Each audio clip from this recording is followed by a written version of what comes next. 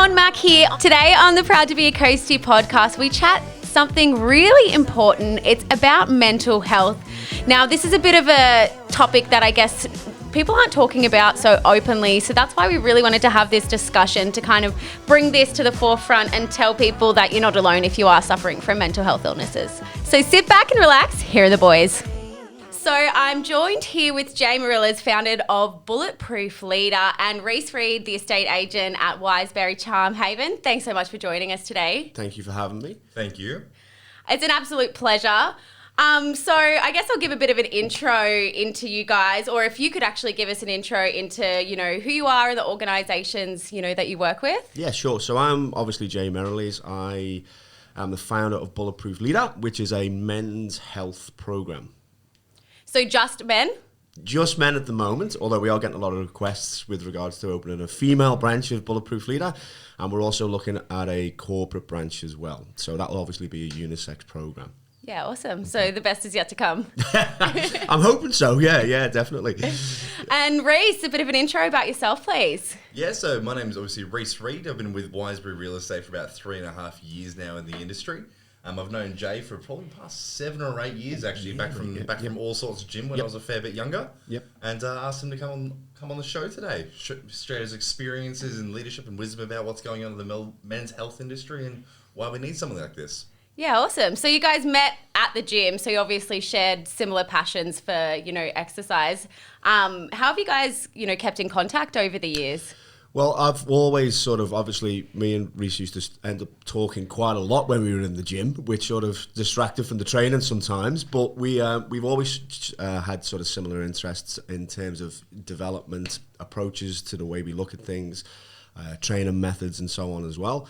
And we just sort of get together when we see one another, just exchange sort of stories. I haven't seen him for a little while, so that's why we've been gabbing for so much before the show came on air, because we were just sort of catching up, really. But that's normally the way the conversations go. Yeah. A lot of it goes down that kind of like mental health path, development, what books have you been reading, where you've been up to, where you're up to with the business in life and all that sort of stuff. So I had to fill him out on all my little hospital exploits and journeying and stuff like that coming into it, yeah. Yeah, right. Well, it seems like you guys have a really good friendship and a passion for, similar interests as well. So, Jay, what's your background in, the mental health and wellness and fitness space? Okay, so I've been in the sort of health, fitness and wellbeing industry for 23 years now, 10 years in the UK and 13 years in Australia. So during that time, I've been everything from bottle washer to receptionist to general manager, right the way through until we moved to Australia. And then I was running an exercise physiology practice for 6 years before I branched out sort of on my own. So during that time, we've worked with a lot of really sort of top guys in the industry, a lot of my own experience, worked with a lot of good GPs, psychologists, physios, exercise physiologists, the whole nutritionists, dietitians, the whole heat. So obviously during that time you start to see trends and you start to see what works and what doesn't. You start to see changes in the industry and why it's sort of really important, especially now, that we give people a lot more tools, a lot more understanding, a lot more sort of development in their own self, to help them to deal with the challenges that we're facing now in 2021.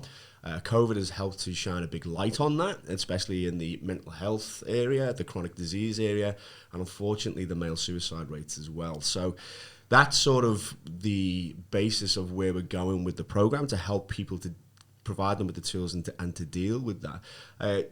Obviously my own experience, I've been through a lot of these battles myself as well. I've been fortunate to have the support, the people around me, and also just the endeavour to try and work through that as well. But I've noticed that there's a lot of people, as I've been working through that are going through very, very similar things. And this is sort of built up over a period of years where we're going, look, people need more.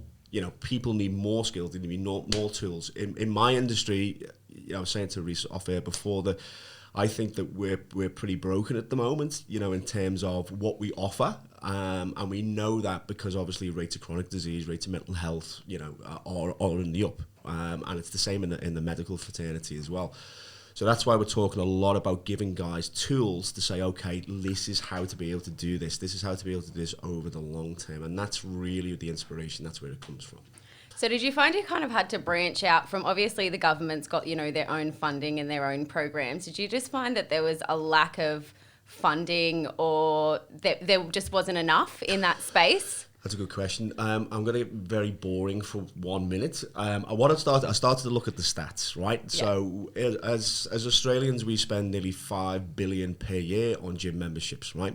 But $2 billion of that, no one actually uses. So they're the people who sign up to the gym but never go, right?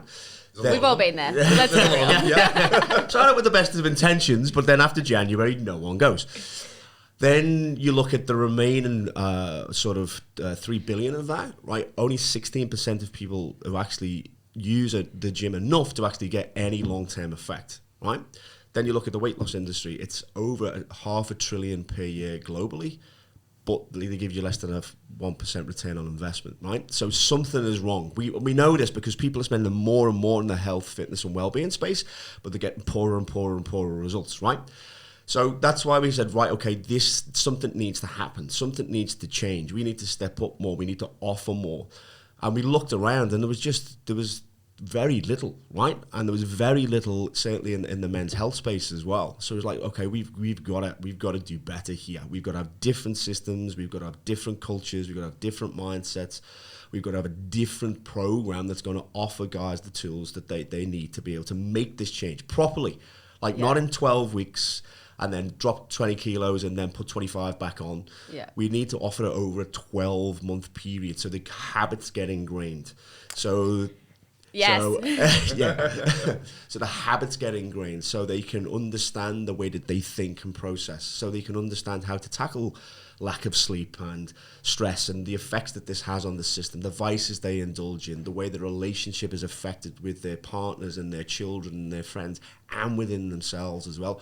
All these things need to be talked about, but not just talked about so that you can highlight it, so you can go, okay, this is an area that I'm not performing well in.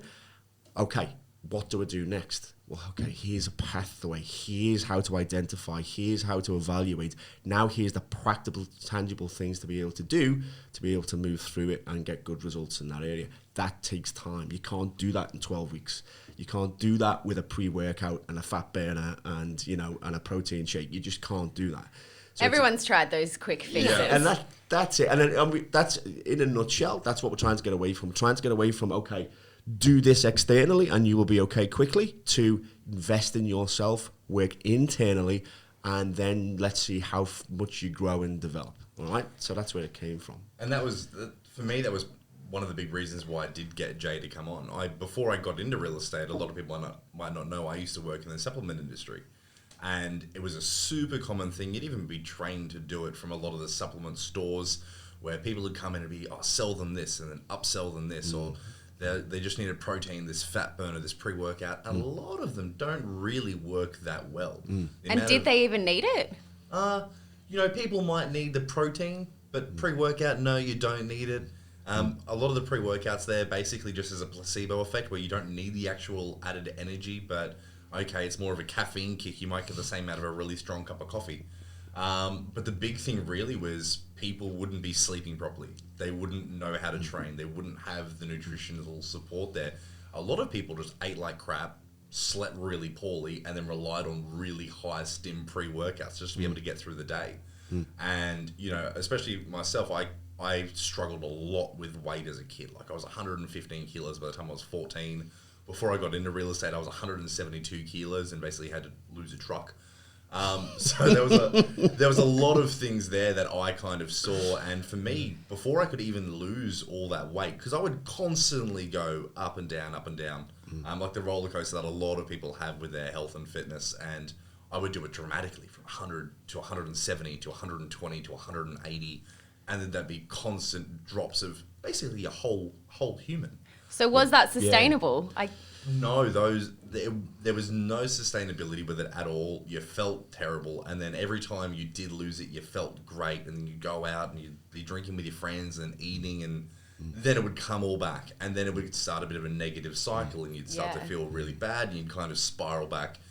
And I was lucky that I had those support networks where my friends would be like, hey mate, you're slipping, you need to get back onto it. But a lot of people don't have that, and a lot of guys won't even listen to their friends.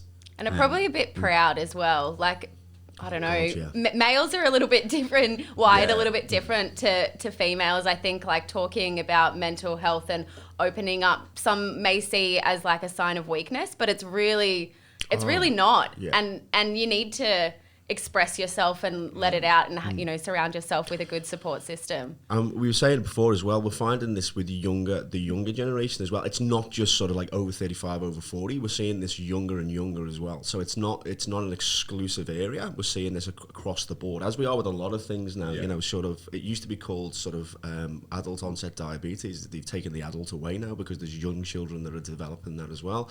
We see mental health problems. It's into children now too, at a very early young age. So quite right, you know, it's getting rid of that stigma of, okay, we don't talk about this. It's normal, and people need to understand that it's normal, and most people will go through it in their life, and if they don't, lucky enough not to, they will know someone that they care about who will do.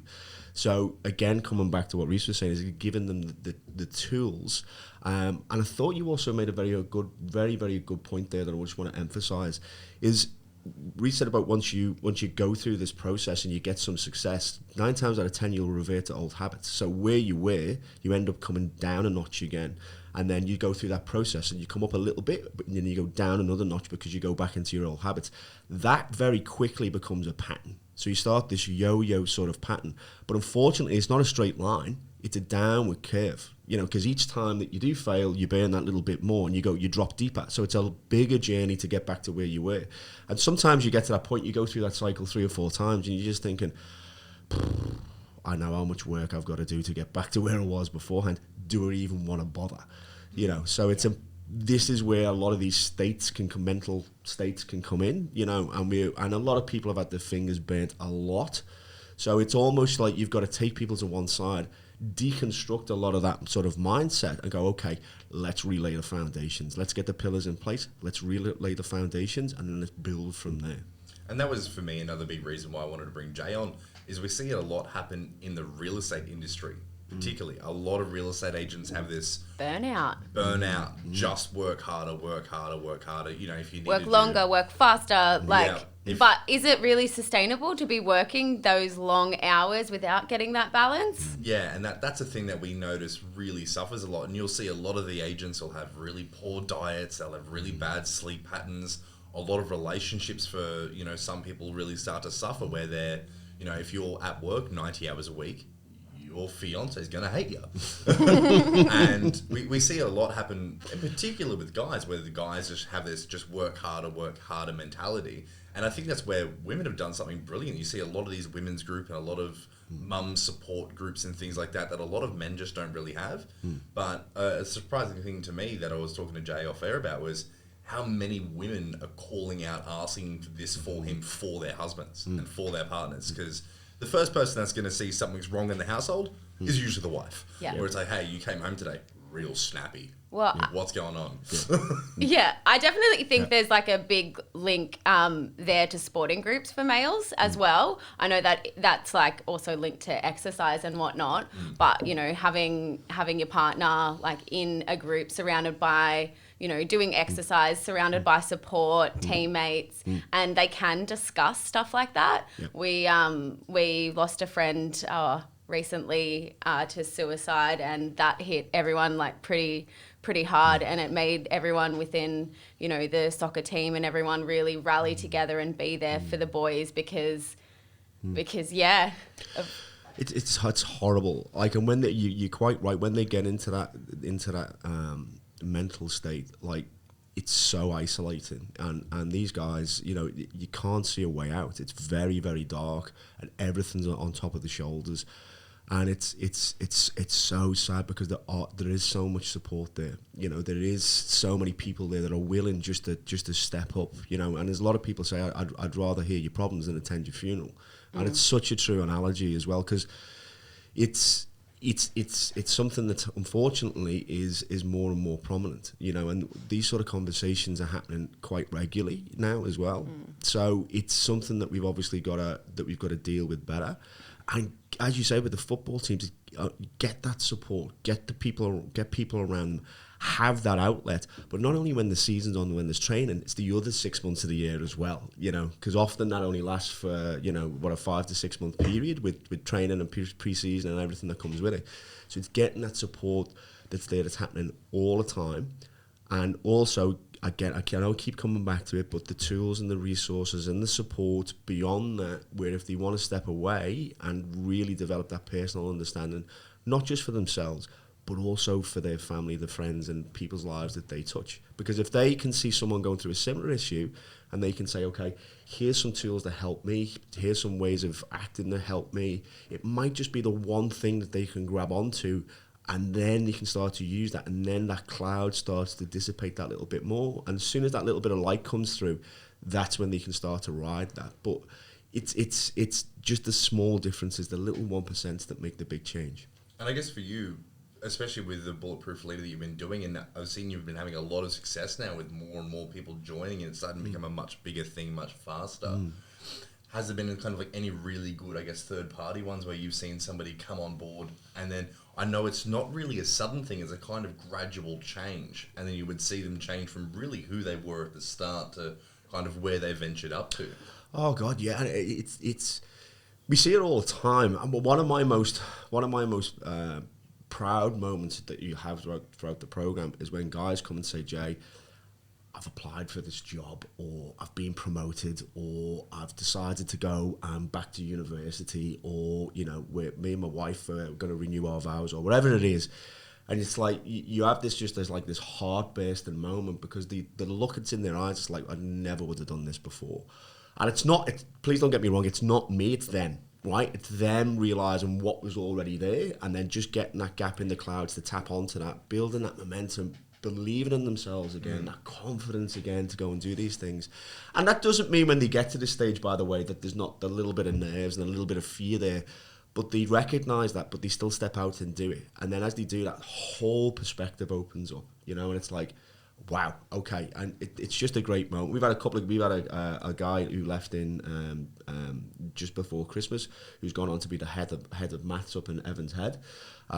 We had a guy in January that's gone back to TAFE again because he's restudying again to be able to step more into the building industry and be better for his family. And you might think, oh, well, I'm losing a client, but for me, it's like, no, go, carry on going. Yeah. You know, go to the next step, go to the next level. So they're the most proudest moments. They really are. Yeah, okay. And for you, really, what was it that made you, I guess, kind of see that big change between doing just the health and fitness? Was there any kind of like one defining moment? Or do you think it was this is what I've always wanted to do, you just needed to have that ability to be able to do it to a larger group of people? Short answer is yes. Both. Yeah. It was a build-up over a period of years, just observation, working with guys in the trenches, and by the way, that wasn't just men, that was male and female, over years, working with them, talking to guys, finding out what commonalities were, what the regular problems were, where the trends were, and then putting a program together where we go, okay, let's try this. So for the last 3 years, it's just been test, measure, fail. You know, failure is a big part of it, but we come from the mindset that we don't look at it as failure, we just look at it as things that we're learning, all right? So we would just get rid of the things that don't work quite well and then start to implement the other things, because, again, keep coming back to it, we knew that the industry was changing, we knew that people needed more, we were looking at the stats and saying, right, okay, we need to be able to change this. Sorry, when I say we, by the way, that's the royal we, okay? Yeah. But for me, COVID, like you talk about a defining moment, and I know we're still going through it, okay, I do appreciate that, but it really started to shine a light on where people were, you know, and when you start to lock people up and stick them in the room and take away all their outlets, it really starts to expose what's going on internally for a lot of people, and that was where we were like, okay, this feels like a defining moment in the fitness, health, and wellbeing industry. We need to provide more. We need to get better. We need to reach people's needs where they're suffering and just give them access points where they can start to grip onto and start to move forward.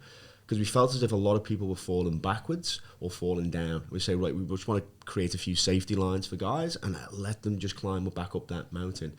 And when they get to the top, they'll be so much stronger, not only in mind but in body as well, where they can then start to make the intelligent decisions and help the people around them. So that's sort of, yes, it was a progressive over sort of like the last 23 years, but also in the last sort of 12 months, that's been the real defining sort of springboard, if you will, to go, okay, look, let's get this out there. Let's start to work with people more in depth.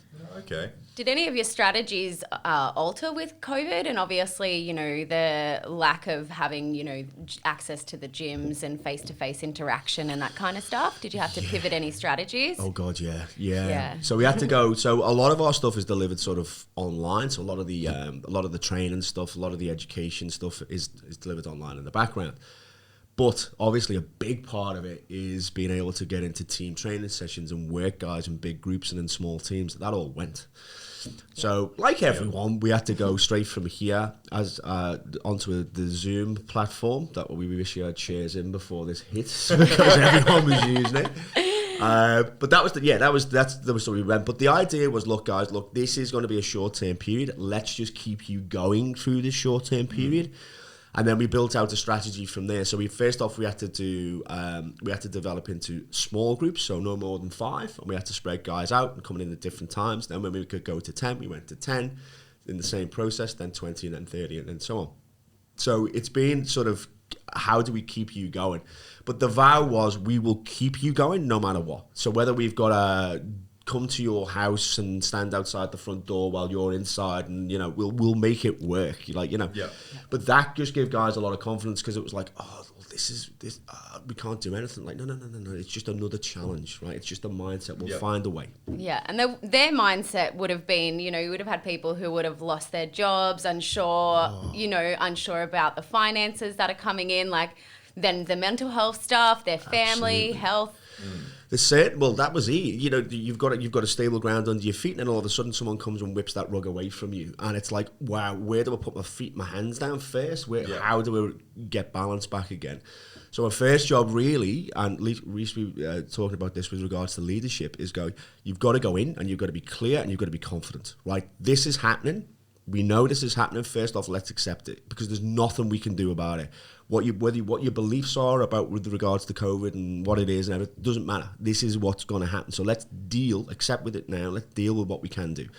Once we're dealing with it, right, where do we put the pillars down? Well, right, we're going to don't worry about your training's sorted. Yes, we might have to adapt. Yes, we might, need, different things that we're going to have to do, but your training's sorted. All your online stuff, your education behind it, that's all sorted as well. Do not worry about it, right? We will make this work for you. So all of a sudden it's like, okay, the rest of the world might be going to shit, right?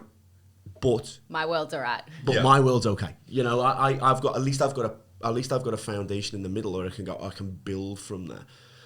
It's a little bit like the hurricane sort of, syndrome. It's like, okay, let's step back into the eye of the storm. Let's get centered there before we go out and step out before we get, we'll put a safety line in the eye of the storm before we step out. And I guess for me, that was a really interesting thing, what you just said before, with as things were kind of taken away from people, a lot of people started to realize what was more important to them. I guess that was a big thing that we noticed, even in the real estate industry. When COVID hit, a lot of us were expecting and we're getting ready, okay, the market's going to fall. People are losing their jobs. People are spending less money. Yep. There's going to be less money to invest in housing. Things are slowly going to pull back. But what we noticed was people started to realize how important the home was and how important that space was, and being able to be surrounded by family. One of the biggest things we noticed on the Central Coast was the massive increase of people trying to purchase acreages in the area. Not because they wanted space and privacy, but because a lot of people wanted 2 dwelling properties where they could have mum and dad live with them. They could have the family kind of as one cohesive unit again. And I guess coming back to what you were saying before, where people have really had to try to retract back into the home and then work through those issues, people have realized how important that home space is. It's no longer just a place where, okay, I sleep here. This is my home. This is where it needs to be good for my family. I need to feel comfortable and I need to love this space. Yep, absolutely. It's become a change in priorities. When I speak to guys now, on that note, it's not about, fitness and fat loss. Like, look, it's important and there's nothing wrong with it. It's part of the journey and the process, but it's more like, look, I've been through this. I recognise where I am. I am off kilter. You know, I'm drinking more. I'm not sleeping well. I'm stressed to the hilt. I need to sort this out. So again, I know in a different context, but very similar themes, like the homestead. You know, the homestead there, but also the homestead inside of them. You know that that becomes the priority. Like I was working 16 hours a day and commuting to Sydney, you know, every day of the week. Now, all of a sudden, that's not as much of a priority. I can work from home. I can spend more time with my people. But also, sometimes as well, as you said before, these things, work has become a vice almost. Yeah. It's almost become an addiction. And when they sort of step into that space and all of a sudden that outlet's taken away as well, it can cause a lot of, you know, dislodgement and unsettlement inside people. So it's allowing them to know that, okay, that's quite normal. It's okay, you know, but how are we going to work through this and give you the outlets there and the structure to help you to rebuild that part? Because obviously if there's disturbance inside, we know that that's something that we probably need to focus on as well. You know, so it's a very interesting process. It really is. And like you say, we have a lot of conceptions going in about what these things are going to be like. But when we actually step into the reality of it, it's quite different. You know, you're talking about the real estate industry. I'm talking about obviously my conversations I have with guys and where the priorities have realigned. Yeah. I guess for yourself, is there any kind of one or two little snippets that you've been able to identify as to what guys should do to kind of start that process? Like for anybody that might be listening or anybody that's been kind of seeking this advice, for myself, when I was going through a lot of it personally, I found for me it was I needed to accept and deal with that. I had certain mental health issues that I needed to work through. And if I didn't work through that, no matter what I was doing with my diet or my fitness or my sleep or whatever else, I couldn't work on anything until I sorted that element out. But they also went all hand in hand. Once I started to work on the other things, then it all dramatically improved. Absolutely. But, you know, to just kind of start that journey and that process within somebody, what are those kind of like one or two little things that they can do that really helps? Yeah, you're right. You know, it is a whole process. And once you do start to work on one thing, the other things follow on. But coming back to what you said originally, the first thing for me is it's mindset. And when I say mindset, I don't mean setting goals, you know, SMART goals and looking at objectives and, you know, quarterly targets and stuff as well. That's important, right? I get that. But a mindset of acceptance. It's like you understand, you know internally when you're not quite right. You know internally when you're making choices that are not in your best interests in terms of your whole health. You know. You don't need to be told. You know internally. So for a lot of men, to come back to your original point beforehand, it's just an acceptance that that's happening. It's an acceptance that we're off kilter. It's an acceptance that we're not quite right. Because a lot of the time, a lot of blokes don't want to accept that that's happening. You know, I can keep going. I can push through. I'll work through this. Yes, you can. But it's the mindset of, okay, we've got to work through this in a different way. And when you help guys just to accept what's going on, you can almost see the shoulders just go, the shoulders drop. You can see the weight come off the top of those shoulders, and the clouds start to dissipate in the head a little bit. So I would say the first step is just acceptance of what's happening. And then from there, then you can start to work forward. So what's the one thing, and we come back to this an awful lot, what is the one thing that you can do in the moment that's going to improve? And it might be making a phone call to a doctor. It might be setting up an appointment with a psychologist. It might be reaching out to a health, fitness and wellbeing program and saying, look, I need to make this step. The most important thing is not to overthink it. And as much as I can say, it's probably not to think at all, right? As much as you can just dial back, because we all have these crazy thoughts, 1,000 thoughts a minute, right? And often they're not productive. It's just noise. So being able to step back and acceptance and just go, right, this is happening. Okay, what's the one thing I can do right now that's going to make a positive difference to where I am? And that's normally reaching out. Yeah. And that can be a big thing for, just talking from a men's perspective, that can be a big thing for a lot of guys. When I get them on the phone a lot of the time, it's like, mate, so why are we on the call today? What's happening, mate? How can we help? And they'll just go back, and it'll just all come out on the surface. And then when you ask them a few questions, it'll get deeper. Then you get to the real reasons, and then we go, right, okay, what's the one thing that we can help you to work on right now that's going to help you to move forward? I just need to get some structure. I need to get some routine. I need to start exercising better. I need to start eating better. Beautiful, right? let's do that. Yep. What can we do? Right, let's start to move. Let's make a commitment that we're going to get out and we're going to move each day. It doesn't mean that you've got to be running around Olympic lifting and bodybuilding. It means you can get out for a walk, you can go for a swim, you can get out on a lunchtime run. You can do something where that movement is going to help, right? Because movement produces health, motion for wellness. That's the whole. Once you start to move more, you feel better, right? When you feel better, you'll normally eat better. When you eat better and move better, you'll normally sleep better. When you do those 3 things, your stress is going to be less. When you do those 4 things, you're less likely to want to indulge in vices. And I guarantee you your relationship are going to improve. Yep. That revolves back into your mindset, which is going to expand, right? So you were so right before, you do one thing, it feeds into the next, it feeds into the next, it feeds into the next. It almost doesn't matter where you start. You could say, well, I'm sleeping really, really poorly, so I'm going to focus on improving my sleep. You focus on improving your sleep, you're going to feel better when you wake up, you're going to be more inclined to do more movement. So yes, there are different facets. We deal with 7. Right, was what I've just said to you there. So mindset, exercise, nutrition, sleep, stress, vices, and relationships. We deal with those 7. But we say to the guys, do not get overwrought. It doesn't matter. Wherever you come in, wherever you start, you're going to work on all of them, right? Just focus on the one thing that you can do. Yeah. So awareness and acceptance, reaching out, and then just one thing that you can do to move forward. That's it. It'll create its own momentum from there. Keep it simple. And I guess it's so true for the opposite of that. The moment you're, if you take that exact process and then flip it on its head, the moment you start to sleep worse, the moment you start to eat really poorly, or the moment you stop moving, you stop training, you'll start to stress more, you'll sleep worse, you'll start engaging and indulging in more vices. And you see it a lot with guys. It's usually one of the vices that, as you mentioned before, Jay, is let's just sink into work. Let's forget about all my problems. Let's forget about everything else.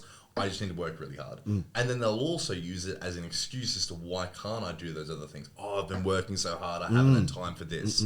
Or, I won't have time for this, or I won't have time for that, but you'll have time for a beer. You'll have time to go grab some McDonald's, you'll have time to eat some crap food.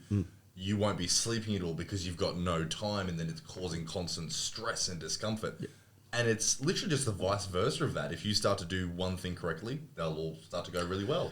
Absolutely. We talk about, there's either 2 loops. There's either a positive compound loop or there's a negative compound loop. And like you say, your choice will depend on where that goes. You make one choice towards a positive decision for you, it's going to have a positive compound effect. Same with negative as well. One will drag you down, one will lift you up. Now, by the way, that's not to say that that's necessarily easy, because we all have our ingrained habits and processes and routines that we have. And someone starts coming in and saying, okay, well, we're going to change this, automatically you're going to have some mental resistance to that, right? Okay, so that's why we say about acceptance first, just releasing those brakes off so you can move forward. But it is true that one thing can compound another. And again, I just want to say to people as well, look, this is normal. What we're talking about is happens to everyone every single day. We're not saying that it doesn't, or it's wrong. We're just saying there's a better way, right? There is a better way, and that better way doesn't have to be difficult. Better way doesn't have to be hard. It can be extremely uplifting as well. But I'd just like to say as well that once you start on that, you're gonna. It's more of a marathon than a sprint, but that doesn't mean that you're not going to feel immediate benefit. And I'm talking productivity, thinking space, higher quality of work, greater returns on investment, just by investing in that little bit in you. So, yes, we talk about it from a health and wellness space, but we're also talking about it from a business aspect as well. Your greatest investment is you. Absolutely, and that was one thing, myself and Jay were talking about it off air, and I was absolutely shocked when he actually told me the price of this kind of program. And this isn't a business pitch to him at all. I was expecting this to be like, okay, this is going to cost $4 or $5 a year. It's a very kind of yearly approach. They get together once and twice a month for multiple different activities, as well as 9 training sessions a week. That's a lot. And you're like, it's $55 a week. Yeah. And to myself, I was thinking, because I used to do a lot of work with PTs and stuff, I'm like, that's cheaper than a PT charges for a 45-minute session. Yeah. And you're saying before, it's one of the greatest investments you can make is just trying to work on yourself. But, I thought that would be a lot more expensive. But I know you said for yourself, your big goal is to make this as accessible to everybody as possible. Yeah. And unfortunately, price point is something, especially if they're not working or if with losing jobs in COVID and, the housing market going through the roof, rental prices increasing. Absolutely. You come back to the first original question is like how when you ask me about how can we improve sort of the industry where we are. This is the way we can improve it. Yes, people should be paid what they're worth. Please don't get me wrong. But if we're really true about being able to give people access points into what I'm talking about, I want to make that as accessible as we can, to hit as many people as we can, to affect as many families as possible.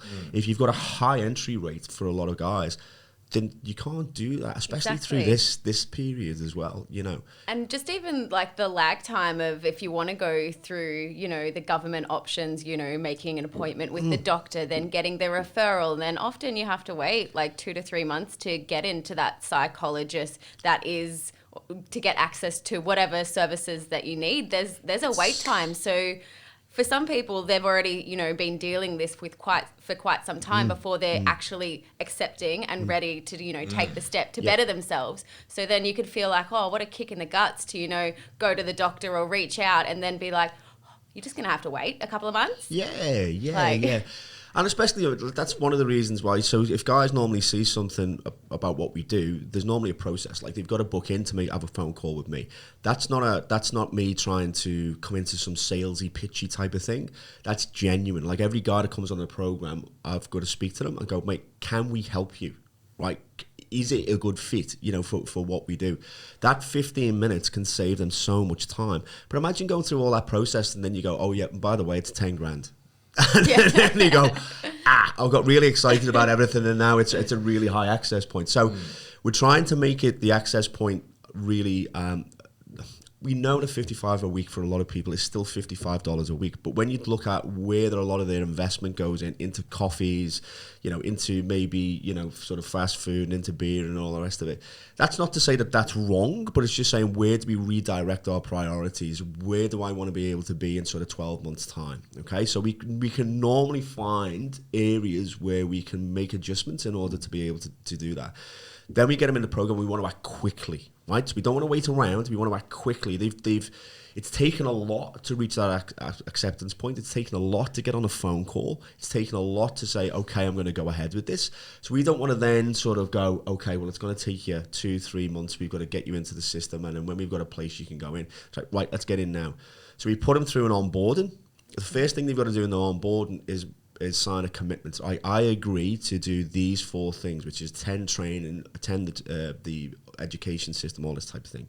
So to get them to commit. The next thing is they've got to go into the group and they've got to introduce themselves and they've got to say why they're here, what they want to do, what they want to achieve. And then all of a sudden they start getting all the other guys that are in the program going, oh, welcome, mate, well done. You know, so it already starts to compound itself. The third phase is they have to book in an appointment with the doctor and with the physio to go and get their assessment done. Now, we're very lucky to have this really good affiliate relationship with Mingara Medical and Health Point. They go in and get the medical assessment done. We have a clinical coordinator who organises it all. And then they have that cross-communication then between the doctor, the physio and myself, so they don't have to keep explaining on a continual basis about, you know, what's going on for them. And then if they need any reappointments later on, they don't have to explain that much in depth because we're all communicating behind the scenes. So already, this is before they start, right? So this happens in the first week, right? So normally we onboard them over a week. Then they get into it, and then it's like, right, okay, now let's start. So they build up a process of, you know, commitment and also taking those necessary steps. So when they step into the first training session, yes, look, it's a little bit intimidating. Yes, it's new. Yes, we haven't met, but we've been on a phone call. You've introduced yourself to the guys. You've been to see the doc and the physio who were part of the program as well. So you've already built up some of these relationships before you actually get onto it and start. So laying the foundations in the first week. Laying the foundation. Yeah. So again, we come back to it before, it's clarity. Like if there's doubt in there, then that creates confusion. And then confusion, you start going, oh, it's too confusing. It's too much for my brain. Oh, forget about it. Clear. Right, let's start. When they start, we say, look, all I want you to do is just to get going. I want your oxygen pumping, your blood flowing. I want you to get the endorphins and the serotonin running around. By this point, everyone's high-fived. You know, when the session's finished, they all feel like a bit of a... They hate it when I do it, but I bring them out in the middle and say, I just want to say congratulations, first session done. And normally if you've got 20 fellas all clapping around, and like, you know, and you can see them going, oh, thanks, boys. But same at the end of the first week, the end of the second week, the end of the month, you know, and it just compounds this feeling of acceptance, you know. And we've got guys from so many different backgrounds, but the central core is the same. They want to be it's going to sound cheesy, but they want to be the best version of themselves that they can be, you know. And that's awesome that you're there to help them achieve that as well. It's really rewarding, and especially like Rhys says, you know, we have a social program that runs behind it. So we play golf every 2 months. Even though if you're like me and you're awful, you can still go and play. It's not about that. It's just about having fun and having a day out. We do breakfast meetups per month. We have a Better Health Men's Forum that runs per month. We do social activities. We do go-kart. We do training events. The idea is to immerse them into this culture of unity and community and working together and improving themselves. That's the whole idea. And surrounding themselves with, you know, positive energy and people who are on the same path and have the same values and interests as well. Like, you know, it's obviously, it's really hard if you've got friends who are on quite a different path to you or have, you know, they're focusing on some of the vices that you're trying to avoid as well. There's a really good quote, I believe it's, show me your friends and I'll show you your future. Yeah. Like take the 5 people around you and show me who they are, and then I can show you realistically in a couple of years where you're going to be. Yeah. So having a good forum where you've got really good people around you who are all trying to kind of better themselves and achieve things, it adds to that kind of compounding that Jay was saying before, and it really just helps you go into that next stage. Whereas if you're trying to work on it by yourself, and this was a big thing that I noticed, I had one really close mate of mine that would always be there to help. But then a lot of my other friends would be, you know, be into eating or drinking or going out, and a lot of those more negative vices that I was trying to avoid. It made it really difficult because you'd often feel like you're sacrificing those friendships and that time with your friends, which is so important, to better yourself, and it almost felt selfish in a way. So it's good to have those people around you that you can go out and socialize with, which is just really going to lift you up. And it was another thing you were saying before with the training, like it was so accessible. It was like 5:30 a.m. sessions, which I know to a lot of people sounds crazy early to wake up. You're like, I'm not waking up at 5:30 to go outside and run in the rain with some maniac. But once you get into the habit of it, it's one of the best things you can do. But you know, a lot of people where at the moment, so many people are trying to work and really focus on working and providing, especially through COVID, where work is becoming more and more scarce and people are quite afraid of that. I can't, you know, try to ask for that. Let's start a little bit later. I want to do a PT session in the morning that'll make me feel good. Like how long's the 5:30 session in the morning? 45 minutes. Yeah. So they're gone by 6:15. That's the idea, you know. So even if they do have to commute a little bit, it's done, and they start the day off in a great way. On the other end of that scale, obviously, there's guys who do start work that early, so they can come to the nighttime sessions at 6 p.m. So it gives them that sort of accessibility at either time of the day. And we use 3 main methods, which is like a cross training style of method, which is just like, you know, battle ropes and medicine balls and kettlebells and stuff. They're running around in a team, right? So it's not having them sort of sat in one position and doing a particular thing in 3 sets and 4 sets and then moving on to the next thing. They're constantly moving and with different tasks. We have bodyweight conditioning, which we use, and then we use boxing. So it's this like whole sort of body approach that we utilize. The boxing sessions are extremely popular because they like just to have a good hit out. Especially we want one boys. Friday night and Saturday morning. It's just but the atmosphere that's in there is wonderful as well. You know. So yes, you know, it's about getting them in that positive compound and relationships with other guys as well. But it's also important to create safe spaces where the guys will quite often go up and say, I've been challenged this week. You know, I've done things, you know, which I wouldn't normally do. I should have come to training the other day. I didn't, and now I regret it. They'll share stuff, you know, and you can do that in a safe sort of environment as well. Where it's like, look, this is okay. You don't have to be macho here. Like, we're just talking about this normal stuff that goes on in your everyday life as well. So, yes, it's massively important. And you can't get that. It's very difficult to get that in a one-to-one situation. That's why I was saying before, we provide the platform, we provide the tools, we provide the education, but quite often we just then step back. Yeah. You know, because they have to have a sense of their own ownership. They have to have a sense of their own progression. It's great for me because I've got guys that have been there for 2 and 3 years. I can step back and they'll lead the way. You know, they'll come in and speak to guys. They'll sort of encourage them along. You know, So you've built that community up. well, that's the idea. Like, you know, some of the guys are fitter and stronger than me. And I'm talking like guys in the 50s, by the way. He's pretty fit and strong, though, I guess.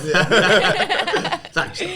But we have guys that are now, I've got some guys that are now in the 50s, and they're dragging me along. Like, you know, one guy ran past me yesterday who's just turned 50, and I was struggling at a party. He's like, "Get out of your head, Jay, come on, let's go." And I'm like, oh my God, that's what I would say to them. That's like the sort of training I get, you know.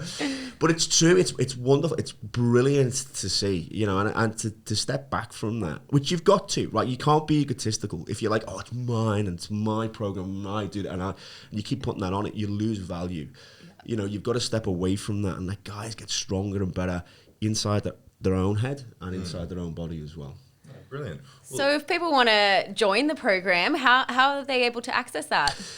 So you can go to the website, which is bulletproofleader.com.au. That gives you a lot of generalized sort of information about that. If they want to reach out and they're interested in chatting, you can just email me through, which is jay@bulletproofleader.com.au. And we currently have a 4-week challenge that we're running with guys. Now, the 4-week challenge, even though I've just said everything about 12 months, it's the micro version of the program. The 4-week challenge just allows them to come in just to see what we do. Little taste tester before you eat the whole thing. Exactly, Don. Yeah, they want to come in, they want to see it, they want to go through that process. They want to get a bit of a feel for what we do, how we do it, whether they like me, whether they don't. You know, all of that plays into it. But within a month, you're going to know, right? You're going to know. And then we can make the decision. And then from there, we go forward. Say, okay, look, this is what the next step. So there's, again, it's no big salesy. It's like you can come, as you say, you can try before you eat. You can come in, you can have a look at it. Because there's so much stuff out there now. There's so much, many products and programs. You know, we've got to try and stay genuine throughout the whole process. So that's why we do the phone call. That's why we do the 4 weeks. And then at the end of the 4 weeks, they can make that decision. If they don't think it's a good fit, I'd rather know at the end of 4 weeks rather than knowing 6 months in. So that's why we go through that process, and they can get a good feel for it too. Yeah, absolutely. perfect. Well, it was absolutely brilliant having you on. Thank you. I really Great appreciate to be you here. coming along. And, you know, it's something that I feel like a lot of people need to hear, especially in this time. And despite the fact that it is something that you do, I was saying before we started, there's very, very little out there for men, I found, particularly on the Central Coast. I don't think I know another program that does offer this kind of nice cultural, holistic approach to health, fitness, wellness, as well as a mental approach. So it was absolutely brilliant to have you on. And Thank you, man. I might just tag along myself. Yes. Can I just add, just on that point, this is one of the big reasons we wanted to do it on the coast. Yes, we live here, right? Okay, but I just feel a lot of the time that we are Sydney's sort of, you know, just a little forgotten suburb, and I don't like that.